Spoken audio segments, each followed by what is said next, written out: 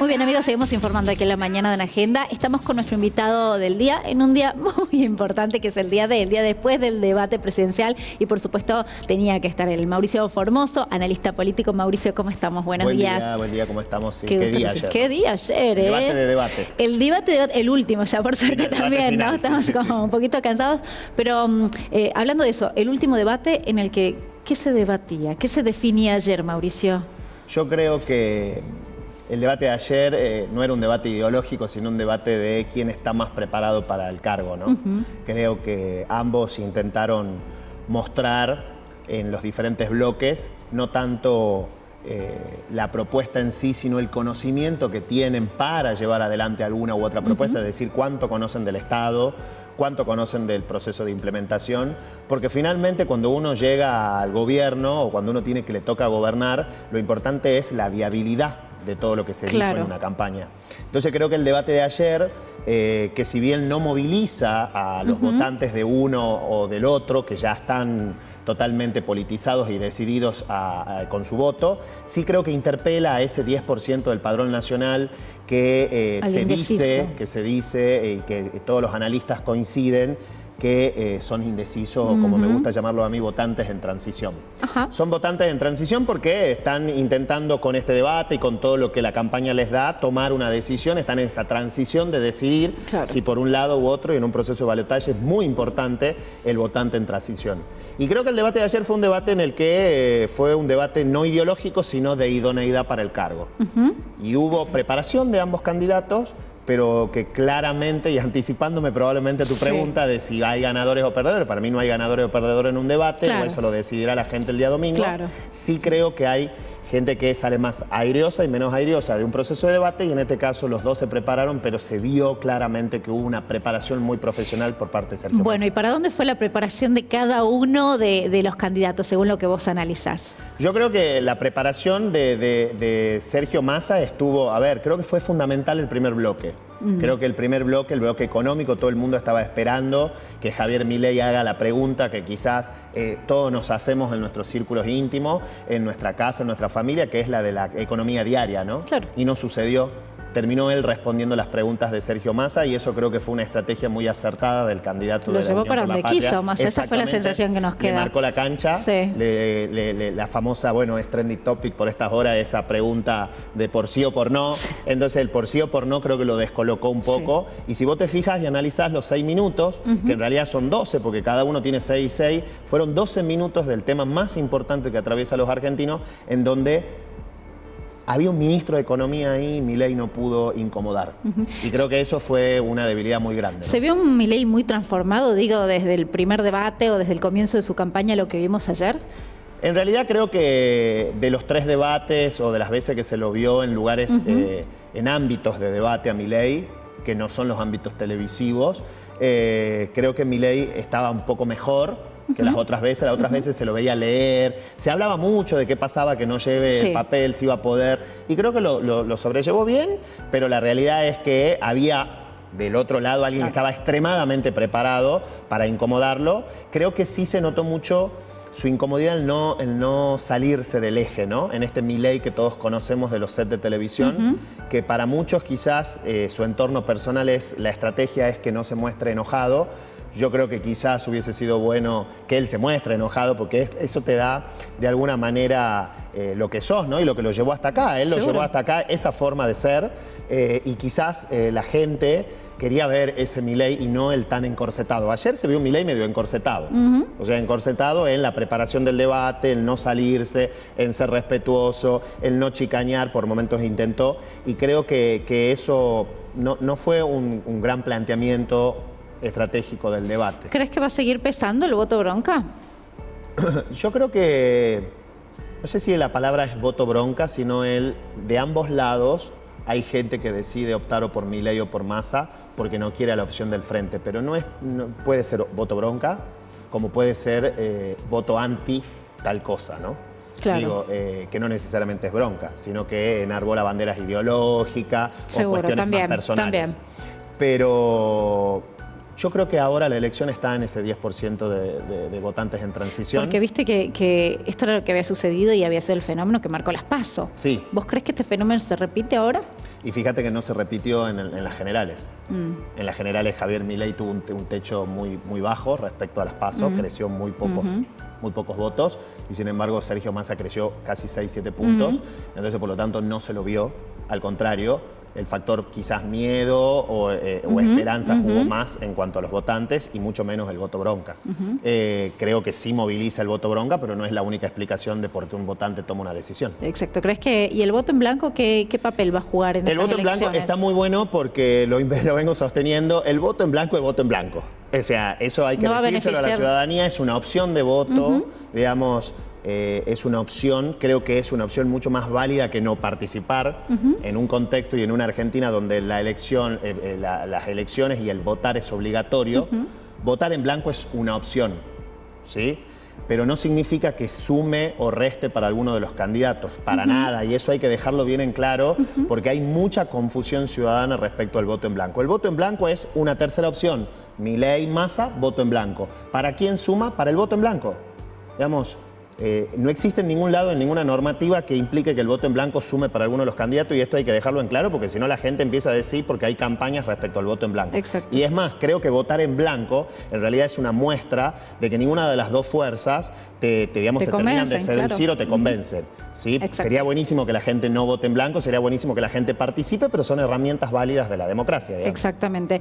Mauricio, acerca de las propuestas, ¿qué te parecieron? ¿Cuáles fueron los momentos en donde uno puede decir, bueno, esta persona tiene un plan de gobierno? ¿Te parece que se relucieron estas cosas o te parece que ninguno hizo hincapié en propuestas? Yo creo que no hubo grandes anuncios. Claro. No hubo grandes anuncios, sino que hubo manifestaciones de qué es lo que sí para la Argentina que se viene y qué es lo que no para la Argentina que se viene.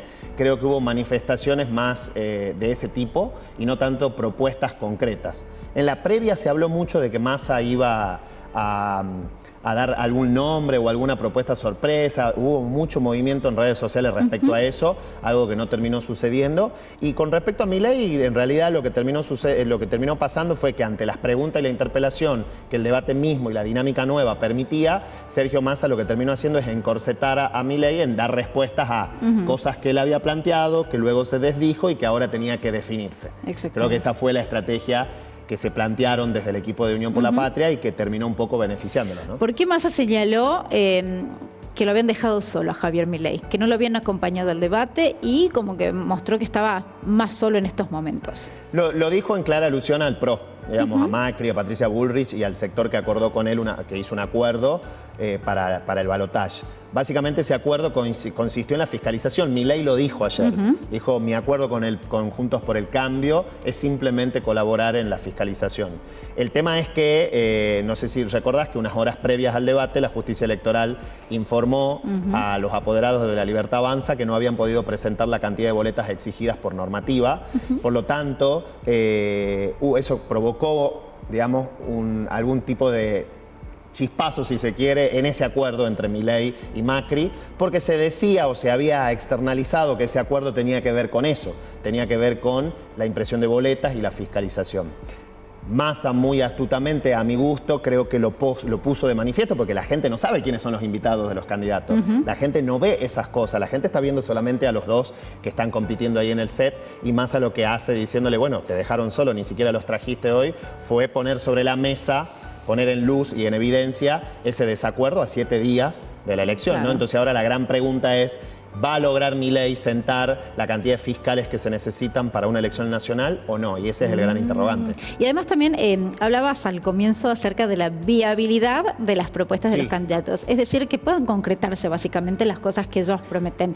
Creo que Massa dejó al descubierto en varios momentos cosas o propuestas de Milei que no se podían llevar a cabo y básicamente un desconocimiento respecto de lo que implica el Estado. Creo que esa fue la principal fortaleza, ¿no? Bueno, o sea, estamos hablando de una persona, ayer lo discutía en privado con alguien que le decía, me contestaba, bueno, pero Massa hace 30 años que está en política, de hecho Massa no lo ocultó y lo dijo.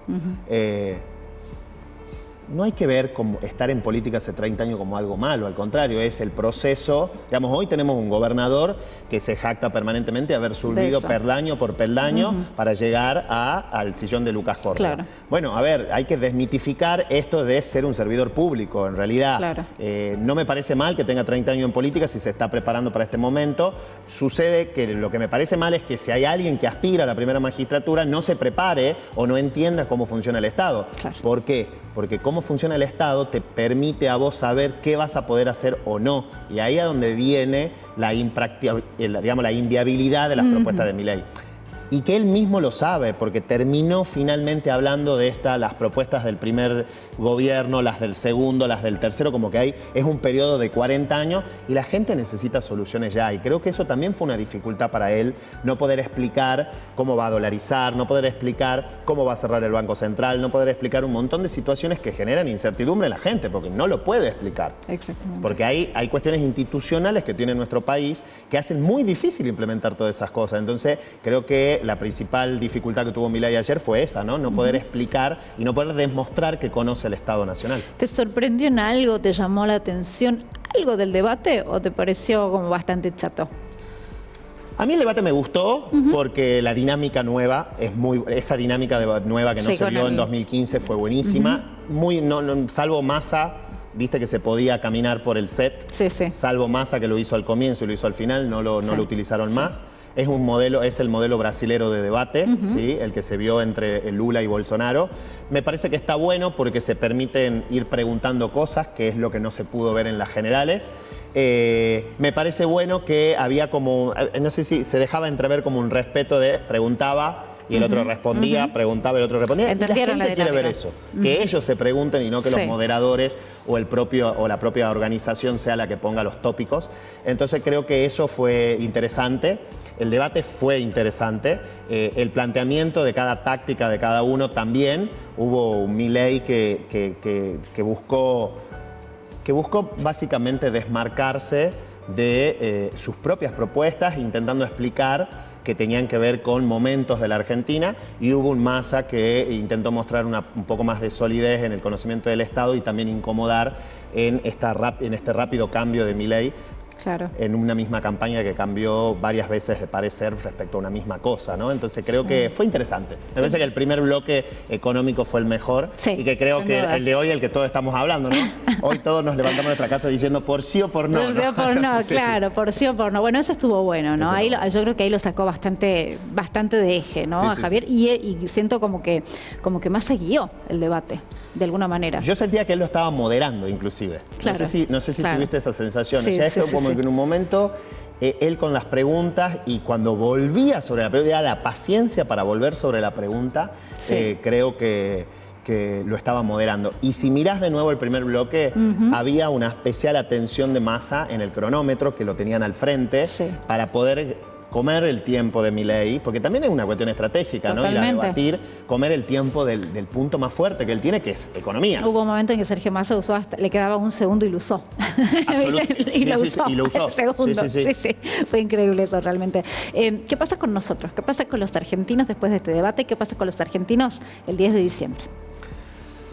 Es la pregunta que todos quieren que respondamos, pero es muy difícil, no podemos. Lo que sí creo es que hay una especial énfasis, una especial atención de la elección. El aspecto económico es fundamental. Cómo sigue el día lunes, el lunes 20, bueno, hay un feriado, pero cómo sigue el 21. Más allá de gane quien gane, qué es lo que va a pasar. Cómo llegamos desde el 21 al 10, es muy importante la transición. ¿Sí? Las transiciones de gobierno son importantes para que el nuevo gobierno tenga la posibilidad de prepararse y tomar decisiones desde el primer día. En caso de que gane Massa, Mauricio, digo, la transición debería ser quizás más tranquila, porque Alberto es... Debería ser más ordenada, básicamente, sí. Se entiende que sí, o se sobreentiende que sí, porque son del mismo partido. Pero bueno... así sea al revés, creo que la transición es muy importante, y después habrá que ver cómo reacciona. En realidad acá es fundamental ver cómo reaccionan el que pierde y los seguidores de quien pierde. Y sobre todas las cosas creo que lo que los argentinos tenemos ganas de hacer es dar vuelta a la página, ¿no? Queremos como de alguna manera dar la vuelta a la página de un año que ha estado fuertemente cargado por la condición electoral. Hay provincias a donde los argentinos fueron a votar 6, 7, 8 veces. Sí, nosotros que votamos casi 4 o 5 veces. Fue un año tremendo. Entonces fue un año que no se podía planificar mucho porque era permanentemente en la televisión, en los círculos sociales, en las conversaciones. Era quién nos va a gobernar en la provincia, en el municipio, en la nación. Y creo que la gente quiere un poco dar vuelta a la página, pero sí es importante que lo que viene, porque la Argentina no atraviesa uno de sus mejores momentos en términos económicos y va a ser muy importante qué es lo que viene. Mauricio, por último, ¿qué pasa con personajes tan fuertes e importantes como Cristina Kirchner, Mauricio Macri, Patricia Bullrich y el mismo Alberto?